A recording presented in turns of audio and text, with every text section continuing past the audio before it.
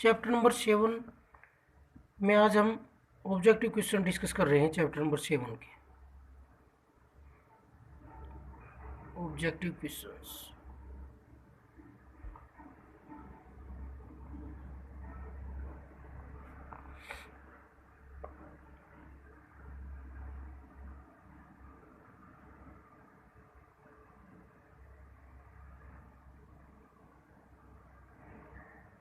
जैसे ये क्वेश्चन है y is equal to F sine x,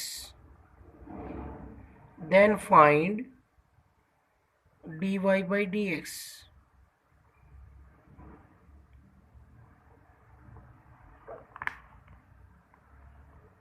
at x is equal to 0, given that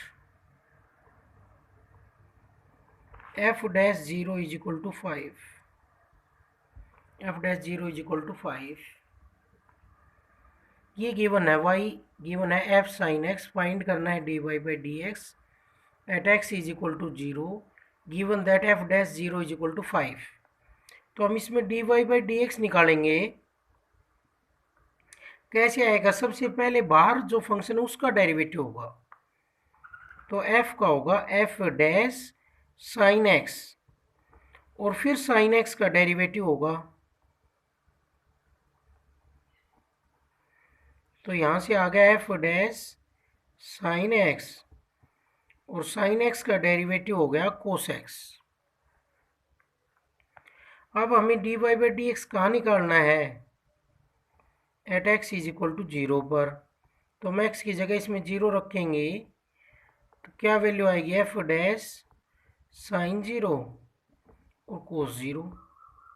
कोस 0 की value 1 होती है और साइन 0 की वैल्यू 0 होती है। तो ये आ गया f डैश 0, और f डैश 0 कितना गिवन है? 5।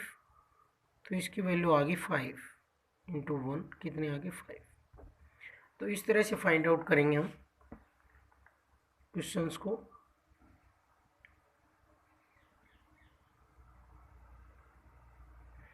और है इसी तरीके जैसे y is equal to F 3x plus 4, find करना है dy by D X at x is equal to 0, given that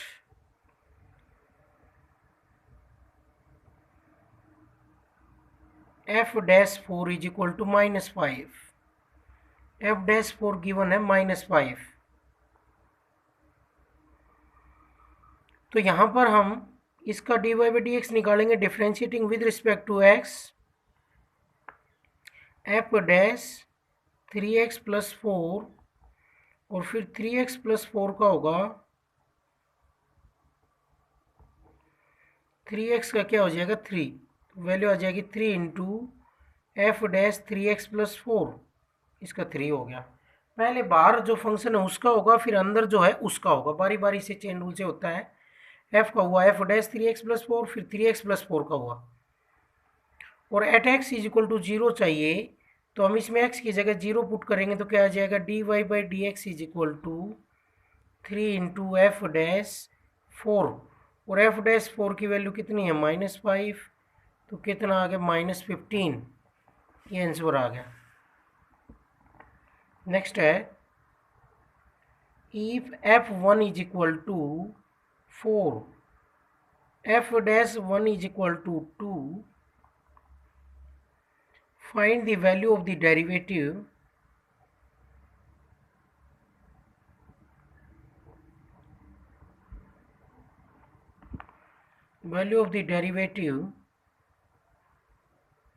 of log f ex e raised to power x with respect to x at point x is equal to 0। x is equal to 0 पर इसका हमें derivative करना है log f e x का। तो इसका हम derivative y मान लेते हैं। इसका डेरिवेटिव करेंगे, पहले बाहर वाले फंक्शन का होगा, लॉगरिथम का होगा। लॉगरिथम का क्या होगा? 1 बाई एफ ई की एक्स, और फिर किसका होगा? एफ ई की एक्स का होगा। पहले एफ का होगा एफ का क्या होगा, एफ डैश ई की एक्स और फिर ई की एक्स का होगा। ई की एक्स का डेरिवेटिव ई की एक्स ही होता है, तो ये हो जाएगा। कौन से पॉइंट पर चाहिए, at X is equal to 0, तो जहां भी एक्स है वहां पर 0 पुट कर देंगे एक्स की जगह, तो D Y by D X आ जाएगा E raise to power 0 F dash E raise to power 0, और इसकी वैल्यू 1 हो जाएगी, और ये हो गया एफ डैश 1 और ये भी एफ 1। एफ डैश 1 की वैल्यू 2 है और एफ 1 की वैल्यू 4 है, तो वैल्यू आ गई 2/4, वैल्यू आ गई 1/2। इस तरह से करेंगे। नेक्स्ट क्वेश्चन और है इसी तरह से objective question, y is equal to tan inverse F X, find dy by D X at X is equal to 1, और गिवन क्या है, f1 is equal to 4, F dash 1 is equal to 2, ये दोनों गिवन है। तो इसमें हम dy by D X निकालेंगे।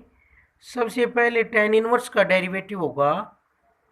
tan इनवर्स का क्या होता है, 1/1 प्लस जो कुछ साथ में उसका स्क्वायर, क्योंकि हमने tan इनवर्स x का पढ़ रखा है, क्या होता है 1/1 प्लस एक्स स्क्वायर, तो x होता है जब x स्क्वायर हो जाता है। अब एफ एक्स है तो नीचे क्या होगा, एफ एक्स स्क्वायर, क्योंकि tan इनवर्स x का जो डेरिवेटिव हमने पढ़ रखा है वो ये पढ़ रखा है 1/1 प्लस एक्स स्क्वायर, तो x की जगह इसमें क्या है, एफ एक्स, तो एफ एक्स का स्क्वायर हो गया। और फिर किसका डेरिवेटिव करेंगे हम, एफ एक्स का करेंगे, तो यहाँ से आ गया 1 प्लस एफ एक्स का स्क्वायर, और एफ एक्स का डेरिवेटिव क्या हो गया, एफ डैश एक्स। अब जहां भी एक्स है वहां पर क्या पुट कर देंगे, 1 पुट कर देंगे, तो ये वैल्यू आ जाएगी यहाँ से D Y by D X की value 1 into F dash 1/1 plus F 1 का स्क्वायर, तो एफ डैश 1 की वैल्यू तो इसमें 2 है और एफ 1 की वैल्यू इसमें 4 है, तो ये वैल्यू आ गई 2/16 प्लस 1 17, ये आंसर आ गया इसका। तो किसी भी फंक्शन का अगर हम डेरिवेटिव करते हैं तो चेन रूल से होता है, और चेन रूल क्या है, पहले बाहर वाले फंक्शन का डेरिवेटिव बारी बारी से, फिर अंदर वाले फंक्शन का डेरिवेटिव, और कंप्लीट की पावर हो तो पहले पावर का, 1 के अलावा कुछ भी पावर हो तो पहले पावर का करते हैं हम। ये मेथड्स हैं डेरिवेटिव करने के।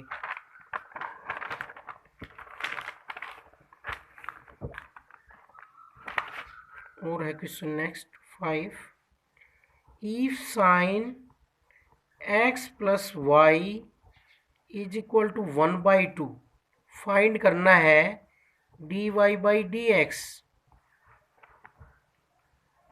तो dy बाई डी एक्स निकालने के लिए हम क्या करेंगे, differentiating on both side with respect to x,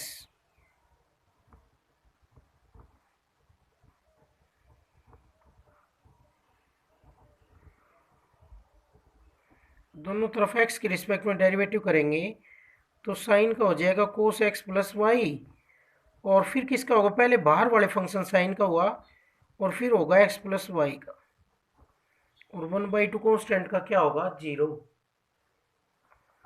तो यहाँ पर हो जाएगा कोस x प्लस वाई, और x का 1 प्लस वाई का हो जाएगा dy by D X is equal to 0।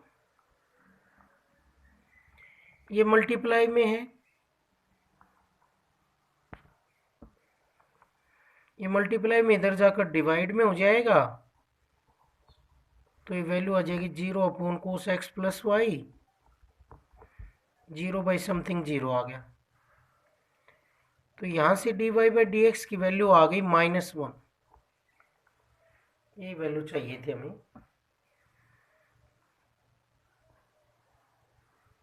और इसी तरीके से objective question, if y is equal to tan इनवर्स e raised to power x, then find the value of dy by dx at x is equal to 0। तो इसमें हम dy by dx निकालेंगे। पहले तो किसका डेरिवेटिव होगा? tan इनवर्स का होगा। tan इनवर्स का क्या होता है? 1/1 प्लस ई की एक्स का स्क्वायर, और फिर डेरिवेटिव होगा ई की पावर एक्स का, और ई की एक्स का डेरिवेटिव क्या रहता है? As it is. अब हम इसमें पुट कर देंगे x इज इक्वल टू 0, तो dy बाई डी एक्स आ जाएगा e raise to power 0 upon 1 plus e raise to power 0 का स्क्वायर, 1 प्लस 2 क्या वैल्यू आ गई? 1/2। इस तरह से करेंगे।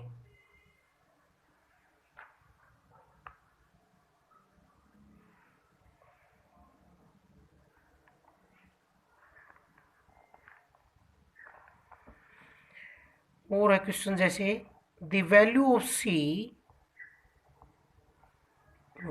c in Rolle's theorem for the function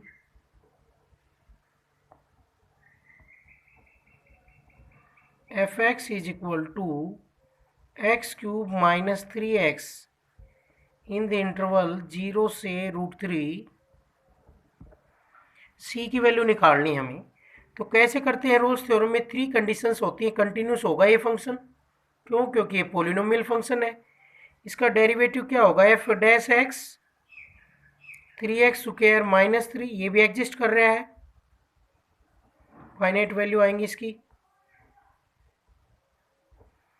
और एंड पॉइंट्स पर फंक्शन की वैल्यू क्या होंगी? 0 का क्यूब माइनस 0 0, और एफ √3 क्या आएगा? एक्स की जगह √3 रखेंगे तो ये हो जाएगा 3√3 माइनस 3√3। ये वैल्यू भी क्या आ गई? 0, और एफ 0 भी 0 है और एफ √3 भी 0 है, दोनों वैल्यू 0 हैं। तो रोल्स थ्योरम क्या कहती है? F dash C is equal to 0। तो एफ डैश सी क्या आएगा? एक्स की जगह सी रखेंगे तो 3c² minus 3 is equal to 0, 3c² is equal to 3, और c² is equal to 1, c is equal to plus minus 1। अब इस इंटरवल में जो वैल्यू है ओपन इंटरवल में, वो वैल्यू रखी जाएगी। तो इस इंटरवल में ओनली 1 वैल्यू है, 1 इसके अंदर है ओपन इंटरवल में, नेगेटिव वैल्यू नहीं है, इसमें पॉजिटिव वैल्यू है। तो इसमें 4 ऑप्शन गिवन है। ए की वैल्यू 1, ए बी -1, और सी दे रखे है 3/2, डी 9/2। तो यहाँ से हमारे पास आंसर आ गया A C is equal to 1, option A. इस तरह से करेंगे।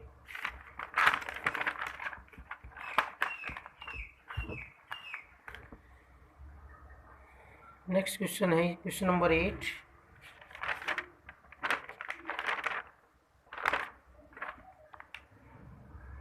If x is equal to 8t square, y is equal to 2at, then dy by dx is, dy by dx पूछा गया है इसमें।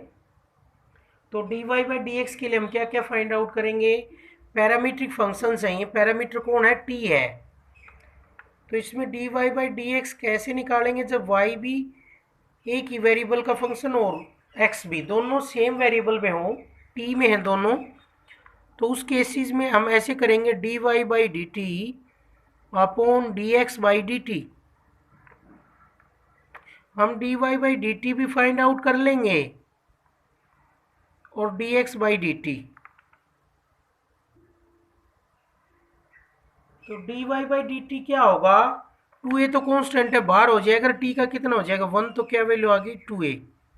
इसी तरीके से हम dx by dt निकालेंगे। a तो कांस्टेंट है, बाहर हो गया, t² का क्या हो गया? 2t। जैसे हम x के रिस्पेक्ट में करते हैं वैसे ही हम t के रिस्पेक्ट में करेंगे। तो dy by dx क्या आ जाएगा? dy by dt upon dx by D T, 2a upon 2at, तो 2a से 2a कैंसिल, क्या वैल्यू आ गई 1/t, dy by D x क्या आ गया 1/t।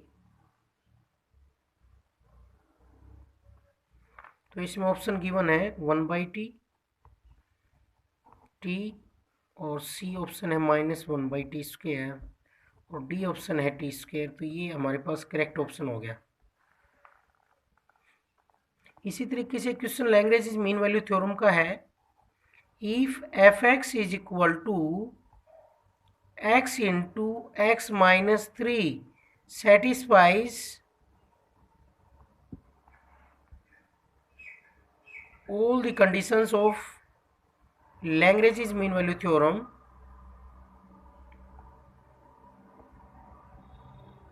Lagrange's mean value theorem on closed interval 4 से 5,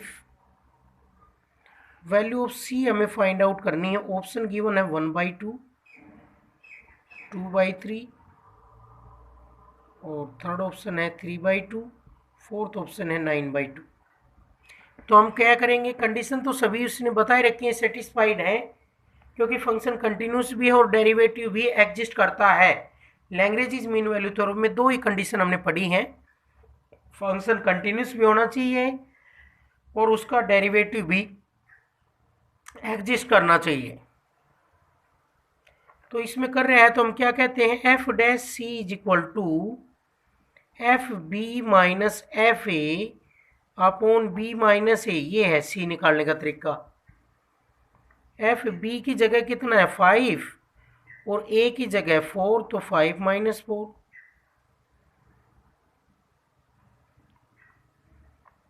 एफ डैश सी कैसे निकालेंगे, पहले एफ डैश एक्स निकालेंगे, क्या आ जाएगी इसकी वैल्यू, थोड़ा सिंप्लीफाई करेंगे तो एक्स स्क्वायर माइनस 3x, तो एक्स स्क्वायर का हो जाएगा 2x और 3x का 3, तो एफ डैश सी की वैल्यू आएगी 2c माइनस 3, और F5 की वैल्यू आएगी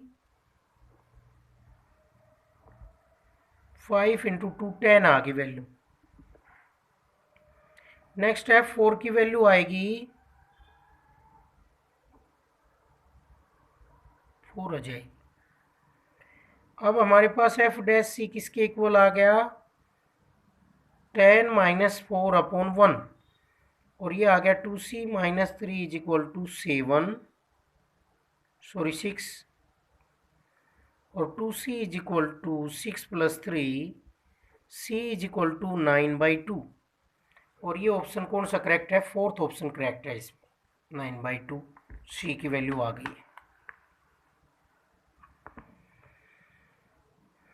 और क्वेश्चन है इसमें, the number of points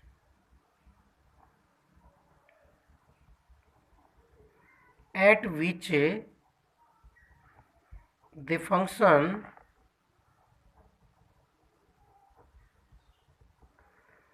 F X is equal to 1/log mod x is discontinuous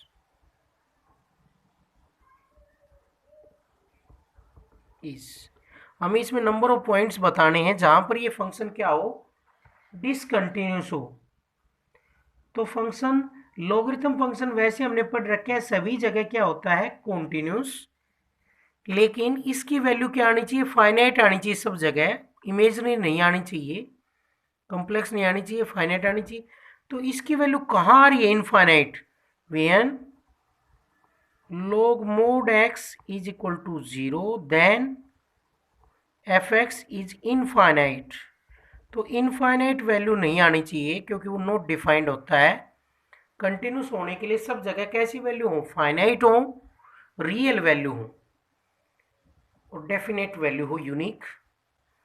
तो log की वैल्यू 0 कहाँ होती है, जब mod x की वैल्यू क्या हो जाए, mod x की वैल्यू 1 हो और mod x की वैल्यू 0 हो, उस पर भी ये डिफाइंड नहीं होता। लॉगरिथम की जो डोमेन है वो क्या पढ़ रखी है हमने, 0 से इन्फिनिटी, 0 से इन्फिनिटी इसकी डोमेन होती है, जो x की वैल्यू हम रख सकते हैं। तो 0 भी इंक्लूड नहीं होता इसमें, 0 रखेंगे तो वहाँ पर log डिफाइंड नहीं होता। तो मॉडुलस x की वैल्यू 0 कब आएगी? जब x 0 हो। जब 0 आएगा तो ये नॉट डिफाइंड होता है लॉगरिथम। मॉडुलस x की वैल्यू 1 कब आएगी? जब x की वैल्यू क्या हो? Plus minus 1। तो log 1 भी हमने पढ़ रखा है, log 1 की वैल्यू क्या होती है? 0। तो मोड x की वैल्यू 1 नहीं बननी चाहिए, क्योंकि 1 बनेगी तो डिनोमिनेटर में 0 बन जाएगा, ये नॉट डिफाइंड क्या हो जाएगा? इनफाइनाइट। तो हमारे पास x की 3 वैल्यूज आई हैं जहाँ पर फंक्शन नॉट डिफाइंड है, तो वहाँ हम कहेंगे फंक्शन क्या है? डिसकंटिन्यूस। तो फंक्शन डिसकंटिन्यूस कहाँ कहाँ है? -1, 1 और 0। इन पॉइंट्स पर फंक्शन क्या है? Discontinuous at x is equal to -1, 1 और 0। क्योंकि -1 और 1 अगर x की जगह रखेंगे तो log 1 बन जाएगा, और log 1 क्या होता है? 0, और 1/0 इनफाइनाइट नॉट डिफाइंड। और लॉगरिथम की जो डेफिनेशन है उसके लिए डोमेन क्या होती है? 0 से इन्फिनिटी, जो x की वैल्यू रख सकते हैं। तो इसमें तो हम x की सभी रख सकते हैं, क्योंकि क्या है? मॉडुलस है। तो इसकी डोमेन तो क्या होगी? वैसे 1 और -1 को छोड़ के और 0 को छोड़ के सभी जगह फंक्शन डिफाइंड है। नेगेटिव वैल्यूज पर भी डिफाइंड है फंक्शन, क्योंकि नेगेटिव का मॉडुलस क्या हो जाता है? पॉजिटिव। वैसे लॉगरिथम फंक्शन की डोमेन होती है 0 से इन्फिनिटी, तो इसमें हम 0 नहीं रख सकते, क्योंकि 0 पर लॉगरिथम की वैल्यू एग्जिस्ट नहीं करती। तो ये 3 वैल्यूज आई हैं जहाँ पर फंक्शन क्या होगा? डिसकंटिन्यूस, क्योंकि 1 और -1 पर फंक्शन की वैल्यू क्या है? इन्फिनिटी, और log 0 पर फंक्शन डिफाइंड नहीं होता x इज इक्वल टू 0 पर।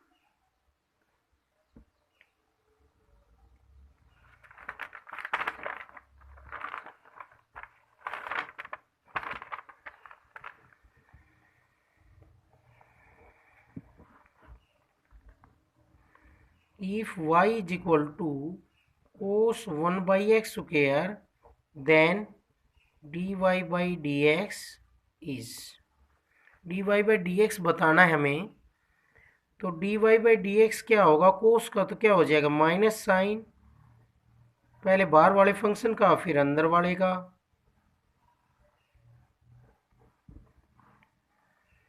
तो ये होगा -sin 1/x स्क्वायर, और x की पावर -2 का पावर आगे आ जाएगी, एक पावर कम हो जाएगी। तो ये आगे हमारे पास dy बाई डी एक्स की value -sin 1/x square minus minus से +2 अपॉन x³। ये आंसर आ गया dy बाई डी एक्स। पहले हमने बार बार बताया, पहले बाहर जो फंक्शन है उसका डेरिवेटिव होगा, तो कोस का होगा माइनस साइन, ये नहीं कि साथ साथ कर देंगे, इसका भी नहीं। कोस एक्स का क्या होता है? Minus sine X, means angle क्या रहेगा? As it is. और फिर एंगल का करना पड़ेगा। एंगल क्या है? 1/x स्क्वायर, जो कि कैसी फॉर्म में? x की पावर n में, ऊपर जाकर x की -2 हो जाएगी पावर। और x की पावर का हम डेरिवेटिव कैसे करते हैं? पावर आगे आ जाती है, एक पावर कम हो जाती है, तो ये -3 पावर नीचे प्लस हो जाएगी। तो ये आ गया हमारा dy बाई डी एक्स। इस तरह से हम इनको फाइंड आउट कर सकते हैं।